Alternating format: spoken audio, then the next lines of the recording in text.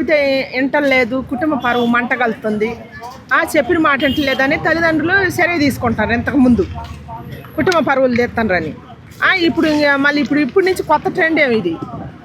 వాళ్ళకన్నా ముందు వీళ్ళే ఒక అడుగు ముందే వేస్తారేమో. అసలు వాళ్ళు మా ఎమ్మడి పడి మమ్మల్ని చంపేది, మేము వాళ్ళని చంపితే మా పేడ పోద్దని.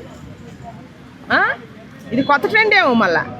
మళ్ళీ ఎట్టి నేర్చుకోవాలేమో పిల్లలు, ఈ రకంగా నేర్చుకొని సమాజం పాడు చేయాలేమో. అంతే కదా.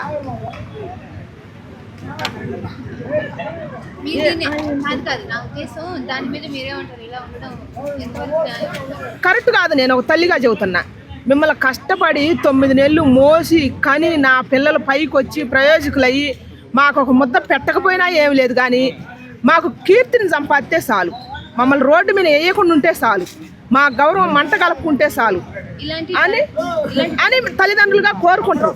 ఒక ముద్ద మీరు పెట్టకపోయినా ఏం లేదని. అన్నం పెట్టకుండా నడి రోడ్డు మీద నిలబెట్టే తల్లిదండ్రులు చాలా మంది చూసినాం మనం. పిల్లలు పెరిగి పెద్ద అయినాక వాళ్ళ ఇష్టాసారంగా వాళ్ళకి నచ్చిన వాళ్ళని చేసుకొని కన్న తల్లిదండ్రులను గుర్తించకుండా నడి రోడ్డు మీద పెట్టే వాళ్ళని చాలా మందిని చూసినాం, ఒక వర్గాన్ని. వీళ్ళు మరి కనే తల్లిదండ్రులు ఫస్టే ఆలోచించుకొని వాళ్ళు అసలు కనకుండా కన్నప్పుడే చంపేస్తే వాళ్ళు ఆలోచించుకుంటే, ఏ తల్లిదండ్రులు అట్ట ఆలోచించుకోరు కదా. బిడ్డలు అంటారు కానీ బిడ్డలు రాతలు ఎవరు కన్నారు కదా. కష్టపడి చదివించి వాళ్ళు కడుపాయ కట్టుకొని వాళ్ళని పెంచి పెద్ద చేసి మాకు ఈ సమాజంలో కీర్తిని సంపాదనని కోరుకుంటారు తల్లిదండ్రులు ఫస్ట్. ఏం కారణం అంటే స్వేచ్ఛ అని ఒక పేరు పెట్టుకోండ్రు, మా హక్కులని ఒక పేరు పెట్టుకోండ్రు, మా కాళ్ళ మీద మేము నిలబడాలని ఒక పేరు పెట్టుకున్నారు. దీనికి వీటన్నిటికీ కాళ్ళ మీద నిలబడతాం మర్చిపోయారు ఫస్ట్. ఆడపిల్లలు కానీ మగపిల్లలు కానీ కష్టం చేయటం మర్చిపోయారు, బలాదూరుకు తిరగటం మరిగినరు, బలాదూరుకు మరిగినరు, ఏషాలకు మరిగినరు, సుఖానికి మరిగినరు, కష్టం మర్చిపోయారు. మర్చిపోయి ఎట్టాటి ప్రేమ అని పేరు పెట్టుకొని తల్లిదండ్రులు ఏంది ఇంకెవరినైనా చంపుతారు. ఇవాళ కన్నా తల్లిదండ్రులనే చంపేసిందని అంటే రేపు ఇంకా ప్రేమించిన చంపదా? చంపుతారుగా.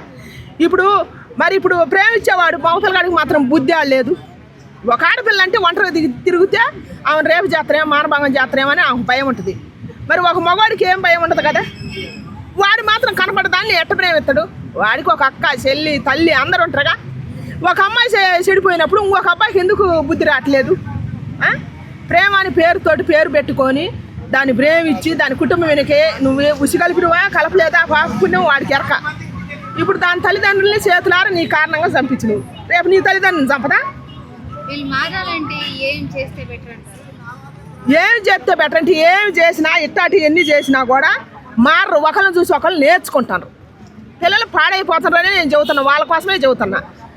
ఇంకెట్ట మారుతారు? ఒకరిని చూసి ఒకళ్ళు నేర్చుకొని సమాజం పాడు చేయటమే. కానీ ఇప్పుడు తల్లిదండ్రులు ముందే ప్రేమించిన వాళ్ళని చేసుకొని లేదని చెప్పి వాళ్ళ మీద కేసులు పెడతారు. చట్టపరంగా పోయి ముందే పోలీస్ స్టేషన్లో కూర్చొని మాకు మేజర్ తనం వచ్చిందని చెప్పి వాళ్ళు కేసులు పెడతారు తల్లిదండ్రుల మీద. మా పరువు పోతుందని ఒక అడుగు ముందేసారు అనుకో కుటుంబం, ఇది మా అక్క అని అంటారు. ఇప్పుడు చట్టం కూడా అదే ఉందిగా, వాళ్ళ మీదనే కేసు పెడతారు కదా తల్లిదండ్రుల మీదనే. వాళ్ళ పరువే పోతుందిగా. కన్నది వీళ్ళందరూ మాట్లాడటానికి వీళ్ళు ఇచ్చలు వీడి చేసుకోవటానికేనా? కన్నది కనిపెంచింది, 9 నెలలు కనిపెంచింది. ఒక బిడ్డను 9 నెలలు మోసి కని పెంచాలంటే ఎంత కష్టం ఉంటుందో తెలుసా? ఇట్లాంటి పని చేసే బైరేగాటికి చెబుతాను నేను, బైరేగాటికి బలిసిన మగవాళ్ళకి చెబుతున్నా.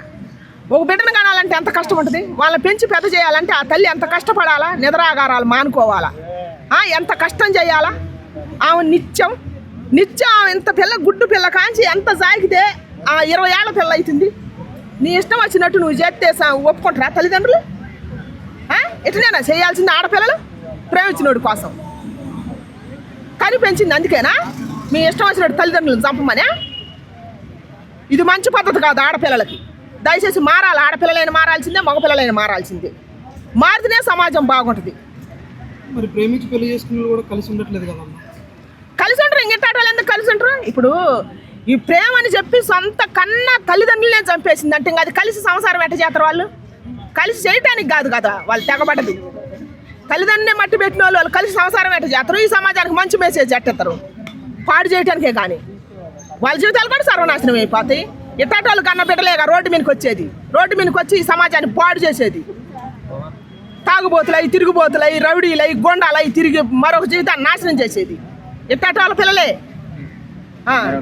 మీరేం చెప్తారమ్మా వీళ్ళకి ఇప్పుడు పెద్దవాళ్ళకి కానీ చిన్న వాళ్ళకి కానీ మీరు ఈ ఘటనతో ఏం చెప్పారు? తల్లిదండ్రులకు చెబుతాను నేను. ఈ తరం ఈ తెగబడ్డాటికి నేను చెప్పలేకపోతాను. ఎంత చెప్పి తిట్టి చెబుతున్న ఆడపిల్లల భవిష్యత్తులు బాగుండాలని వాళ్ళ మీద ప్రేమతోటి ఆగమైపోతారమ్మా. మీ జీవితాలు పాడైపోతాయమ్మా. ఇప్పుడు ఆ అమ్మాయి తల్లిదండ్రులను చంపేసింది. ఇప్పుడు ప్రేమించినోడు చూస్తాడా? దాని బ్రతుకు నడి రోడ్డు మీద కుక్కలు చెప్పిన ఇస్తారైద్ది, కానీ అది ఏమైనా బాగుపడుద్దా? బాగుపడదు కదా. అందుకని ఎటు వాళ్ళు మారరు కాబట్టి మనమే మారదాం. తల్లిదండ్రులకు చెబుతున్నా, స్వేచ్ఛ అని చెప్పి మనం కష్టపడకూడదు. మనలాగా మన పిల్లలు కష్టపడకూడదు. అదిగో పక్కింటి పిల్లలు చదువుకుంటారు, వాళ్ళు పోయి సిటీలో ఉంటారు, హైదరాబాద్లో తిరగదోస్తారు అని చెప్పి ఎచ్చులు పోయి వాళ్ళు అడిగినంత డబ్బు ఇచ్చి వాళ్ళకి సెల్లులు ఇప్పించి నా పిల్లలు చదువుకోవాలి, నా పిల్లలు తీయటి మాటలు చెబుతున్నారు అని చెప్పి మోసపోతే మనకు సావేశారన్నాం. తల్లిదండ్రులుగా మనమే మారదాం. మనం మారి పూర్వం రోజులు తీసుకొద్దాం. పిల్లల్ని ఆ రోజుల్లో 10 ఏళ్ళు వస్తే పనికి తీసుకుపోయారు, పని కొంగ పెట్టారు. ఆ రోజులు తిరిగి వస్తేనే ఇప్పుడు పిల్లలు మారేది. ఇప్పుడు మగ పిల్లలు కానీ ఆడపిల్లలు కానీ మారేది. చదువులు వద్దు, ఏమొద్దు. ఆ బస్సుబాట్లు కనుక్కుంటే చాలు. ఒక 5-6 చదివించి పని కొంగ పెట్టాలి. పని కొంగ పెడితే కానీ కష్టం విలువ తెలుస్తుంది, రూపాయి విలువ తెలుస్తుంది. ఆ రోజు రూపాయి ఉంటే తల్లిదండ్రులు రూపాయి ఇస్తే 2 రూపాయలు సంపాదించుకోబట్టే కదా ఇప్పుడు ఈ రోజుల్లో ఇప్పుడు పిల్లలకు ఈ వంతు నిచ్చలు విడికి తిరిగేది. ఎవడన్నా సంపాదించి పిల్లలు బతికిచ్చే వేషాలు ఉన్నాయా? తల్లిదండ్రులు బతికిచ్చే వేషాలు ఉన్నాయా? ఇప్పుడున్న యూత్కి ఉందా? లేదు. అందుకని దయచేసి తల్లిదండ్రులు మనమే మారాలా. అయితే కొంతమంది పద్ధతిగానే ప్రేమించుకుంటూ ఒప్పించి పెళ్లి చేస్తున్నాం, పెద్దవాళ్ళు ఒప్పుకోరు కదా, దాన్ని ఏమంటారు? ఎవరు మీ ఇష్టం వచ్చినట్టు మీరు చేసుకోవడానికి అసలు కంఠం ఎందుకు, పెంచడం ఎందుకు? రేపు రోజు మీకు కూడా పుడతారు కదా. మీకు కూడా పుట్టి ఇదే సేమ్ డైలాగ్ వేసినప్పుడు మీరు కూడా అదే మాట్లాడాలా. కానీ ఇన్నేళ్ళు పెంచి పెద్ద చేసి మీ భవిష్యత్తుకు బంగారు బాట వేసి మేము కష్టపడ్డా కూడా మీరు కష్టపడకూడదని నిర్ణయం తీసుకున్నారు. మీ భవిష్యత్తు గురించి నిర్ణయం తీసుకోరా? మీకు మంచి చెడు చూడరా? కన్నవాళ్ళు మీకు ద్రోహం చేస్తారా? కానీ మీకు మంచి మొగుళ్ళు తేలేరా? మీకు మంచి పిల్లలు తీసుకురాలేదా కన్న తల్లిదండ్రులు? పెద్దలు ఒప్పించిన పెళ్ళిళ్ళు కూడా చాలా వరకు అయినాయి కదా మీ విధంగా. పెద్దలు అంటే నేర్చుకుంటారు, వాళ్ళలో కూడా తెగబడి నేర్చుకుంటారు. పెద్దలు ఒప్పించిన పెళ్ళిళ్ళు కూడా ఇటునే జరుగుతున్నాయి, కొన్ని జరుగుతున్నాయి. అందరిని అట్లా కొన్ని జరుగుతున్నాయి కానీ మారిపోతుంది. అందుకని దయచేసి స్వేచ్ఛను వదిలేద్దాం. మన పిల్లలకి మన కష్టం వాళ్ళకి రాకూడదని మనం ఎప్పుడైతే నిర్ణయం తీసుకున్నామో మన పిల్లలు ఇట్లా సర్వనాశనం అయిపోతున్నారు. మన కుటుంబ వ్యవస్థ బస్టు పట్టిపోతుంది. చివరిలాంటికి మనల్ని భూమి మీద లేకుండా చేస్తారు. కన్న వాళ్ళు జన్మనిచ్చిన వాళ్ళే వాళ్ళకి మరణమే శరణమని కూరుకుంటారు. కాబట్టి మనమే మారుదాం. మారి పూర్వంలో పిల్లలు 10 ఏళ్ల పిల్లల కాంచి ఎట్ట పని కొంగబెట్టారో ఆడపిల్లలకేమో ఇంటి పని పొలం పని వంగబెట్టాలా, మగ పిల్లలకేమో ఎగసాయం నేర్పియాలా. నేర్పితే కానీ ఇంకా సిగ్గొద్దు. అప్పుడు కట్టం చేసి వస్తే కానీ అప్పుడు ప్రేమలు దోమలు ఇవన్నీ కానొస్తాయి. సోషల్ మీడియా వల్ల ఆడపిల్లలు ఎక్కువ చెడిపోతున్నారు. అందరూ చెడిపోతారు, ఒక్క ఆడపిల్లలే కాదు మగ పిల్లలు కూడా చెడిపోతారు. తెగబడ్డ క్వశ్చన్లు వేయొద్దు. మగ పిల్లలు చెడిపోయింది, ఆడపిల్లలు ఎట్ట చెడిపోతారు? ఆడ తెచ్చుకుంటుందా? ఎంతప్పటికి ఇదే క్వశ్చన్ వేస్తారు. ఏంటి కానీ ఆడదైతే చెడిపోదు కదా. దాన్ని చూసి వీడు సొల్లు గారితేనే ఇది మారేది.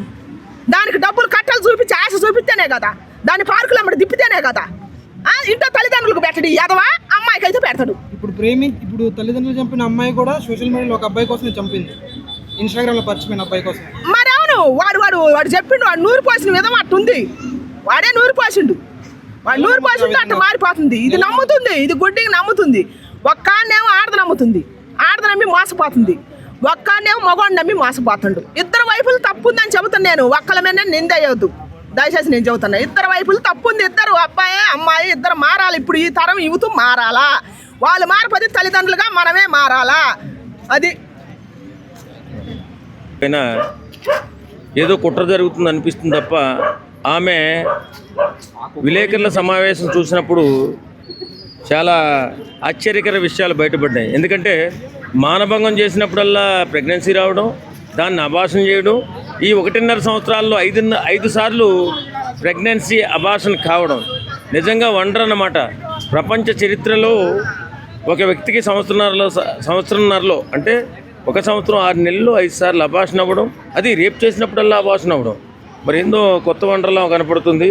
ఈ వండర్ సృష్టికర్త అయినటువంటి జగన్మోహన్ రెడ్డి గారే చెప్పాలి. ఎందుకంటే తెలిసిపోతుంది అందరికీ ఇది ఒక రాజకీయ దుర్మార్గం అనే విషయం తెలిసిపోతుంది. ఒక దళిత ఎమ్మెల్యే అతని రాజకీయ జీవితాన్ని సర్వనాశనం చేయాలని మళ్ళీ జగన్మోహన్ రెడ్డి గారు బయటకు వచ్చి వాడు ఎమ్మెల్యేనైనా వాడు ఈడు అని మాట్లాడితే ఎంత అహంకారం, ఎంత కులాహంకారం అంటే ఇది చాలా బాధగా ఉంది. ఎందుకంటే అతను మామూలుగా మాట్లాడచ్చు, ఎమ్మెల్యే చేసిన తప్పు అతన్ని శిక్షించాలి, జనసేన పార్టీ చర్య తీసుకోవాలి, ఇలాంటివి చెప్పొచ్చు. సో కానీ జగన్మోహన్ రెడ్డి గారు మొన్న ఇక్కడ మన ఏది స్వతంత్ర రిపబ్లిక్ డేనా కనీసం బయటకు వచ్చి దేశ ప్రజలకు శుభాకాంక్షలు కూడా చెప్పినటువంటి మనిషి ఈవేళ సడన్గా ఒక ఇష్యూ బయటకు వచ్చిందని చెప్పేసి బయటకు వచ్చేసి మాట్లాడుతున్నాడు. ఎంత హాస్యాస్పదంగా ఉందంటే ఆయన మాట్లాడే మాటల్లో వాడు వీడు ఇలాంటి దాని చర్య తీసుకోరా. మరి ఆయన హయాంలో ఇలాంటివి చాలా జరిగాయి. ఏ రోజైనా బయటకు వచ్చి మాట్లాడా? ఎవరి మీదైనా చర్య తీసుకున్నాడా? మరి ఎందుకు ఈ అహంకారం? ఆ ఒక దళిత ఎమ్మెల్యే చేస్తున్నటువంటి దుర్మార్గం అయితే పవన్ కళ్యాణ్ గారు జనసేన పార్టీ ఊరుకోదు, ఖచ్చితంగా అతనిపై చర్య తీసుకొని తీరుతుంది. కానీ వచ్చి మాట్లాడేటప్పుడు ఏ విధంగా మాట్లాడాలి? సంస్కారంతో మాట్లాడాలి. ఒక 5 సంవత్సరాలు ముఖ్యమంత్రి చేశాడు, ఏం సంస్కారం ఉంది అతనిలో? రోజా గారు కూడా కామసేన అని చెప్పి రోడ్డు మీద కూర్చొని ధర్నా చేస్తారు. అవును, ఒకప్పుడు రోడ్డు మీదకి వచ్చి పడుకున్నాడని పవన్ కళ్యాణ్ అంది, ఈవేళ రోడ్డు మీదకి వచ్చి పడుకుంటుంది ఈ కామ సూత్ర రోజా. ఈ కామసూత్ర రోజా ఏమంటుంది? ఇప్పుడు ఈవేళ వచ్చి రోడ్డు మీద పడుకుందా లేదా?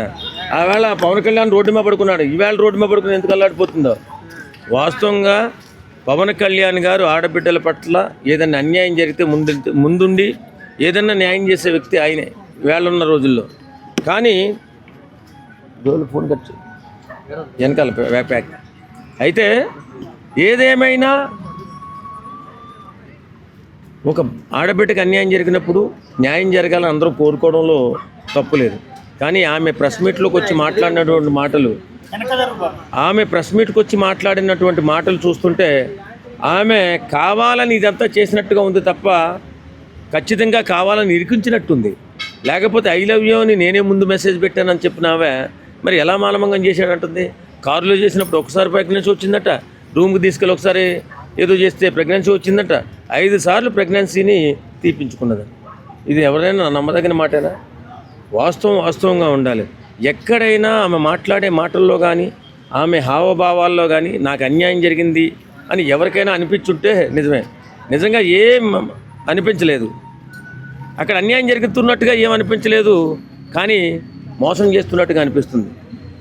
ఇలాంటి దుర్మార్గమైన రాజకీయ క్రీడ ఆడి ప్రజలను ప్రక్కదోవ పెట్టించి మరి ఏమి ఉద్ధరిద్దామని ప్లాన్ చేస్తున్నారో మాకైతే తెలియదు. కానీ ఇప్పుడు ఉన్నటువంటి అభివృద్ధి ఏంటి, యువత భవిష్యత్తు ఏంటి, జరుగుతున్నటువంటి అభివృద్ధి కార్యక్రమాలు ఏం చేస్తున్నారు, ప్రగతి ఏం సాధిస్తున్నారు, దీనిపైన లేదు. ఏదో చచ్చినప్పుడు ఎవరో ఇలాంటి ఏదో పనులు చేసినప్పుడు వచ్చి గందరగోళం చేసి ప్రజలను మభ్యపెడుతున్నారు. ఇది మాత్రం సంస్కారం కాదు. ఖచ్చితంగా జనసేన పార్టీ ఇలాంటి అన్యాయం ఏదైనా జరిగితే ఆడపిల్లకి ఖచ్చితంగా న్యాయం చేస్తుందని చెప్పి ఆశిస్తున్నాం. అందరికీ నమస్తే, దిస్ ఈజ్ కరాటే కళ్యాణి. మీరు మంచి న్యూస్ చూడాలన్నా, మంచి విషయాలన్నీ కూడా తెలుసుకోవాలనుకున్నా కూడా please subscribe V channel. Hello అండి, వీటీవీ సబ్స్క్రైబ్ చేయండి. హాయ్ అండి, this is actor Suman. So వీటీవీని లైక్ చేయండి, షేర్ చేయండి, సబ్స్క్రైబ్ చేయండి. Hi hello, I'm Shashirekha, miss India. So వీటీవీని లైక్ చేయండి, సబ్స్క్రైబ్ చేయండి, షేర్ చేయండి. ఏమైనా డౌట్స్ ఉంటే కామెంట్ బాక్స్లో కామెంట్ చేయండి. Thanks for VTV.